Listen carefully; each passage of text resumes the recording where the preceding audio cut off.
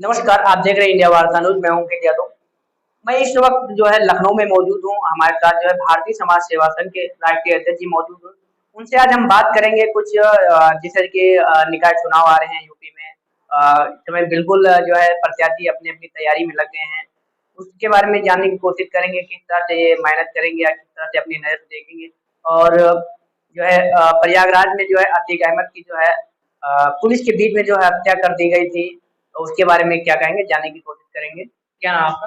जी, धन्यवाद अंकित जी। मेरा नाम भास्कर यादव है, भारतीय समाज सेवा संघ का राष्ट्रीय अध्यक्ष हूँ। जैसे कि आपने निकाय चुनाव को लेकर के बताया कि क्या निकाय चुनाव चल रहे हैं, इस पर चुनाव पर क्या स्टैंड है भारतीय समाज सेवा संघ का। तो मैं आपको और सभी प्रदेशवासियों को बताना चाहता हूँ कि भारतीय समाज सेवा संघ एक सामाजिक संगठन है जो शोषित पीड़ित मजलूमों की मदद करता है सामाजिक मुद्दों पे, जैसे कि शिक्षा, स्वास्थ्य, यातायात आदि जन समस्याओं, जनता से जुड़ी चीजें को लेकर के कार्य कर रहा है और आगे भी करता रहेगा। चुनाव जो भी आते हैं, पूर्व में कई चुनाव हो चुके हैं, चुनाव चल भी रहे हैं, चुनाव आएंगे भी।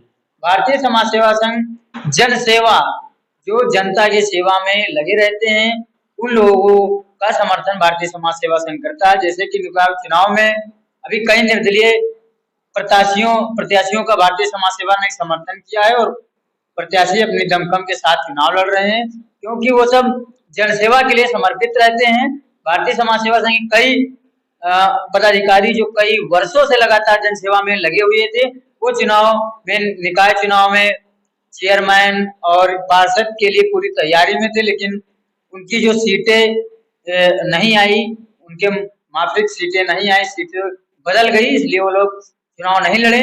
अभी भी फिलहाल भारतीय समाज सेवा संघ जो निर्दलीय प्रत्याशी हैं, उन्हीं का समर्थन कर रहा है जो जन सेवा में है। जो भ्रष्टाचार है, अपराधी हैं, माफिया, उनका कतई भारतीय समाज सेवा संघ समर्थन नहीं करता है। और अभी इस निकाय चुनाव पे संगठन की यही राय है।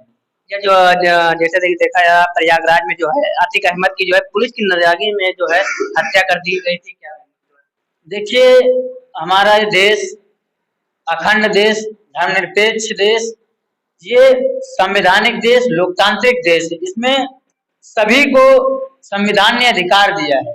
जैसे कि बहुत से पढ़े लिखे लोग engineer, doctor, master, IAS, IPS बन जाते हैं।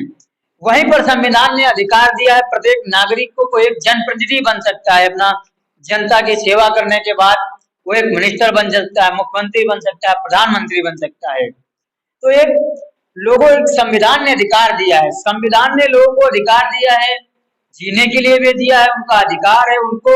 और जो अपराध करता अपराधी को सजा देने का भी संविधान में प्रावधान है कि ऐसे सजा दी जाए। तो वहां पर चूक हुई है उत्तर प्रदेश सरकार से और पुलिस से चूक हुई है, जिसका पुलिस भी खामियाजा भुगत रही है और सरकार जवाब भी उसका गलती अपनी मान रही है। सर्वप्रथम तो यहाँ पर जितने हल्के में इस कांड को लिया गया, अतीक अहमद के मामले को इतने हल्के में लेकर के वहां लोकल पुलिस के साथ भेजा गया, ये गलत था। यहाँ पर उत्तर प्रदेश पुलिस और सरकार की चूक रही है। पुनः सरकार को और उत्तर प्रदेश पुलिस को ध्यान देना होगा कि भविष्य में ऐसी कोई गलतियां ना हो, उनको ऐसे कदम उठाने होंगे। और जिस तरह से पुलिस की मौजूदगी में, पुलिस की कस्टडी में हत्या हुई है, वो पत्रकार बन के आए अपराधी और गोली मार दिए, ये एक तरह से कहा जाएगा तो संविधान के अलग है। अतीक अहमद और उसका भाई माफिया था, डॉन था, उसने बहुत से लोगों को बेघर कर दिया, बहुत महिलाओं को विधवा किया। तो जनता उस पर खुशी जता रही है, कुछ लोग दुख व्यक्त कर रहे हैं, कुछ लोग कह रहे हैं हमारे लिए मसीहा था। लेकिन अगर संवैधानिक तौर पर देखा जाए तो इस तरह से उसकी हत्या नहीं होनी चाहिए थी, क्योंकि इस पे अगर इनकाउंटर इसी तरह सरकार करवाने लगेगी, पुलिस इनकाउंटर करने लगेगी, तो इस न्याय व्यवस्था, न्यायपालिका का मकसद खत्म हो जाएगा। जनता पे माफ लंचिंग की तरह और तुगलकी फरमान की तरह सजा सुनाने लगी, फिर वहां पुलिस का भी काम खत्म हो जाएगा। तो जो भी अपराधी हैं, उनको कानून के तहत संवैधानिक तौर पर उनको सजा होनी चाहिए। इस तरह से नहीं कि किसी को लाए और उसका इनकाउंटर कर दिया गया। कहीं ना कहीं वो प्लानिंग जब पहले से वो लोग बना रखे थे। देखिए उन लोगों ने, देखिए इतना बड़ा कांड करने के लिए प्लानिंग तो लोग करने पड़ते हैं। मैं तो गांव से बिलोंग करता हूँ। जब लोगों को अपने खेत में फसल बोना होता है तो 2 दिन 4 दिन पहले वो प्लानिंग करते हैं, मजदूरों बुलाने के लिए, दोस्त यार को बुलाने के लिए कि हम वहाँ कल या परसों जाकर के अपनी फसल लगाएंगे, धान की रोपाई करेंगे, मेहनताल लगाएंगे। तो इतना बड़ा कांड करने के लिए प्लानिंग करनी पड़ती है। वही मैं बार बार करूँ, उत्तर प्रदेश सरकार और उत्तर प्रदेश पुलिस कहीं न कहीं उसकी चूक साबित हुई है और वो इसमें नाकाम साबित हुई है। इस पर सरकार को इस पर विचार करना चाहिए, जैसे भविष्य में ऐसी गलतियां ना हो। और इस तरह से काउंटर, जैसे कि अभी बहुत सारे फेक काउंटर पहले हुए हैं और अभी कई एक एक नौजवान की फांसी बेगुनाह हो गई थी। आपको याद हो, एक देश के नौजवान की बेगुनाह फांसी चढ़ा दी गई थी। तभी से फांसी पे बहुत बड़ा एक्शन हुआ, रोक लगी। तो यहाँ पर जिस तरह से इनकाउंटर हुआ है अभी जितेंद्र यादव नोएडा, उसका फर्जी इनकाउंटर पुलिस ने कर दिया था। देखिए इस इनकाउंटर से अगर सरकार या जनता बढ़ावा दे देगी पुलिस को, पुलिस माना कि 24 घंटे जनता की सेवा में अपना तन मन धन सब लगाती, तन मन लगाती है, जान पे खेल के आती है। बहुत सारे पुलिस अधिकारी जो अपने भी धन से जनसेवा भी करते हैं। तो पुलिस को अधिकार है, आप किसी को उठा ले 24 घंटे, फिर पुलिस उठा ले जाएगी रात में और रास्ते में इनकाउंटर कर देगी। ये व्यवस्था गलत है। इनकाउंटर होना करना, वो बहुत सारे इनकाउंटर हुए, ऐसा नहीं है, आए दिन होते, हर देश राज्य में हो रहे हैं, होना चाहिए। लेकिन ये जो कांड हुआ है तो हर आदमी के दिमाग में है कि कहीं ना कहीं जो है उसी का आदमी मिला हुआ था, वहां पे मौजूद था, जो है पूरी लोकेशन दे रहा था। आखिर ये रात में जो है लोगों को कैसे पता चला कि अतीक अहमद यहाँ आया?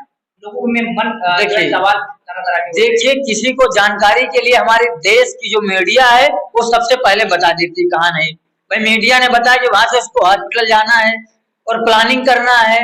तो जो जब एक यहाँ पर मैं कहना चाहता हूँ, जब अतीक अहमद जेल में बंद होते हुए वो लखनऊ से एक व्यापारी को उठवा सकता है, जेल के अंदर ले जा सकता है, जेल के अंदर उसको मारता पीटता है, उसकी 40 करोड़ की संपत्ति पे साइन करवा लेता है, इतना बड़ा वो कांड बैठे बैठे कर सकता है, जेलर कुछ नहीं कर सकता।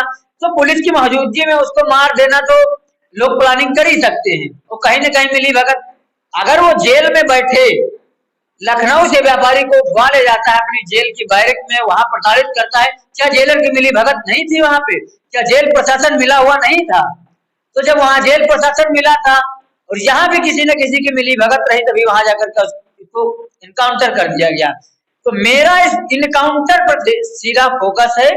इस तरह से इनकाउंटर नहीं होना चाहिए किसी का। इनकाउंटर एक शब्द, आप सोचिए, भावनात्मक तरीके से इनकाउंटर एक शब्द दहशत फैलाता है, लोगों में खटास पैदा करवाता है। जैसे कि आपको पता होगा अभी बलिया में एक नौजवान छात्र नेता हेमंत यादव की 20 सड़क पे दिन दहाड़े हत्या कर दी गई। दिन दहाड़े 20 सड़क पर हाथी डंडों से पीट पीट कर हत्या कर दी गई। बताइए वहां पर कानून व्यवस्था कहाँ है? अगर सरकार उन पर और उत्तर प्रदेश पुलिस बलिया का शासन प्रशासन निरंकुश बैठा रहेगा, कार्रवाई कड़ी नहीं करेगा, तो आए दिन ऐसे अपराध होते रहेंगे। आज हेमंत यादव की हत्या हुई, कल दूसरे नौजवान छात्र की हत्या होगी। तो इन सब चीजों से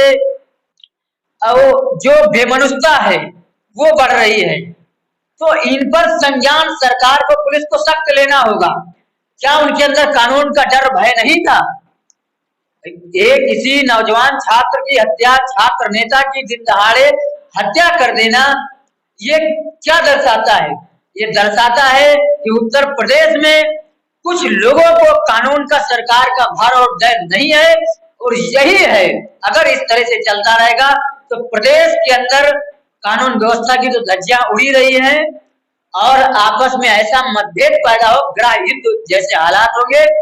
तो मैं सरकार से निवेदन करना चाहता हूं कि उत्तर प्रदेश सरकार एक तरफा कानून व्यवस्था बनाए रखने के लिए ऐसी कानून व्यवस्था बराबर एक तरफा कार्य करे, पक्षपात की तरीके से ना, और द्वेष भावना पे ना देखिए।